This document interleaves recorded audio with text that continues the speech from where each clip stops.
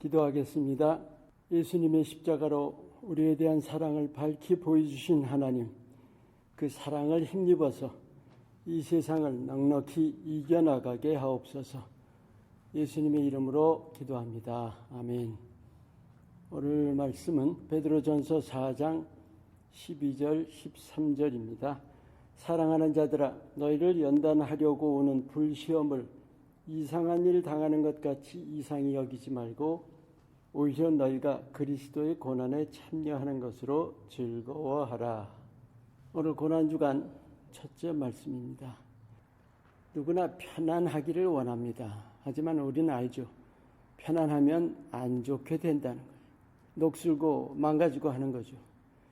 우리 믿음의 삶에서 몹시 중요한 것이 바로 영적인 성장입니다. 하나님 보시는 것이 바로 이거예요. 하나님이 기뻐하시는 것이 이것이고 하나님께서 우리 삶 속에서 하시는 일이 바로 이거예요. 오늘 본문에 이 연단이 실현한다는 뜻이죠. 이상히 여기지 말고 오히려 그리스도의 고난에 참여하는 것으로 즐거워하라. 여러분, 예수님이 고난당하신 게 예수님 자신 때문이에요? 우리 위한 거예요. 우리의 연약함, 불완전함, 그것을 우리 대신 정복해 주신 것이죠. 그렇다면 가만히 있을 게 아니라 십자가를 힘입어야만 합니다. 십자가는 과거의 사건이 아닙니다. 매일 우리 삶 속에 적용해야만 합니다. 이 세상은 나의 성화를 위한 훈련장입니다. 하나님이 왜 우리를 곧바로 천국으로 인도하지 않으실까요? 우리의 모습이 천국 근처도 못 갈 모습 아닙니까? 그래서 이 땅 삶을 주신 겁니다. 천국에 합당한 모습으로 바꾸어가는 그 기회를 주신 겁니다. 좋은 예가 바로 그 제련 과정이죠. 모든 광석이 그 안에 금속이 포함되어 있지만 분명히 흙이 함께 있는 거죠. 그래서 그 금속을 빼내기 위해서 뜨거운 불 속에서 불순물을 분리해내는 과정이잖아요. 우리도 마찬가지예요. 불순물이 가득합니다. 흙으로 만들어졌기 때문이에요. 하나님이 우리 안에서 하시는 일은 이 흙성분을 제거하시는 거예요. 우리의 순도를 높여주시는 것이죠.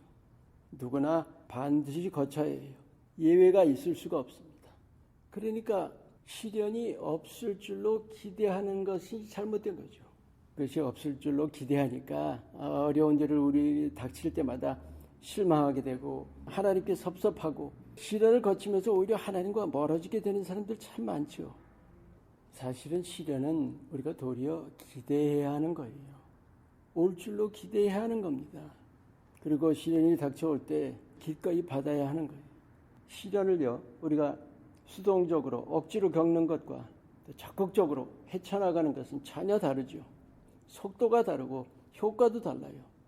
우리가 적극적으로 헤쳐나갈 때에 어떤 시련도 속히 극복해 나갈 수가 있고 그 효과도 더 좋은 것이죠. 더 쉽게 우리가 극복할 수 있습니다. 안락을 추구하는 것은 게으름입니다. 사단의 유혹들 중에 그런 거 있죠. 너 잘하고 있어. 너 괜찮아. 주님이 다 해주셔. 아무것도 안 해도 돼. 이거 정말 굉장히 효과적인 유혹이죠. 수많은 크리스찬들 얼마나 이 유혹에 넘어가는지 몰라요. 우리가 시련이나 연단 싫어할 것이 아닙니다. 그 싫어하는 자세를 긍정으로 바꿔야 돼요. 날 위한 것이다. 그리고 소망으로 바꿔야 돼요. 더 나은 나를 위한 것이다. 여러분 정말로 한번 생각해 보세요. 누구나 자기를 아껴요. 자기를 위하고. 정말 더 나은 모습이라면 싫어할 일 아니죠. 오늘 본문 말씀에도 즐거워하라고 돼요. 즐거워하라. 우리가 영적 성장을 진지하게 대해야 합니다. 예수님이 우리와 함께 하십니다. 예수님이 함께 하시는 뜻은 우리의 영적인 성장을 도우시는 거예요. 반드시 도와주십니다. 오늘 본문 말씀과 같이 우리가 그리스도의 예수님의 고난에 참여하는 것으로 즐거워하시기를 바랍니다. 주님으로 인해서 우리가 더 나은 모습으로 날마다 새로워진다는 것, 그것이 우리의 소망입니다. 아멘. 기도합니다.